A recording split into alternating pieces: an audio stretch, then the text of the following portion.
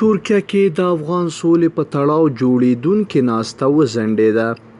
د افغان سولې په تړاو د ترکیې په استانبول ښار کې جوړېدونکې ناسته چې تمه وه د روانې میلادي میاشتې په 24مه نیټه راوبلل شي ځنډېدلې ده. دغه ناسته چې د امریکا د متحده ایالاتو په وړاندیز د ملګرو ملتونو تر سرپرستۍ لاندې د افغان سولې په تړاو رابلل کیږي، د طالبانو حکومت ترڅنګ د سیمې یو شمېر هیوادونه هم ورته بلل شوي دي.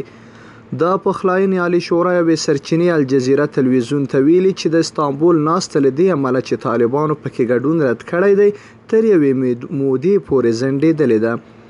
که څه هم تر دې دمه د استانبول د ناستې نوې نیټه نه ده مشخصه شوې، خو ویل کېږي طالبانو په دې ناسته کې د ګډون او یا نه ګډون د پریکړې لپاره د سلا مشورو په موخه وغوښتی دی. تر دې وړاندې تر ویلي و تر هغه مهاله چې بهرني عسکر په افغانستان کې وي، دوی په هیڅ هغه کانفرانس کې برخه نه اخلي چې د افغانستان په اړه پریکړې پکې کیږي. بل لور ته امریکا، ترکیه او ملګرو ملتونو په استانبول ناسته کې ګډون ته د طالبانو د چمتووالي په موخه له هغوی سره خبرې روانې ساتلي. طالب ویان ذبیح الله مجاهد ازادۍ راډیو ته ویلي اوس هم خبرې روانې دي. تیره ورځ هم ناستې شوي او کیدای شي راتلونکي کې هم وشي. دوی هڅه کوي چې د راتلونکو ګامونو لپاره زموږ اندېښنې له منځه یوسي.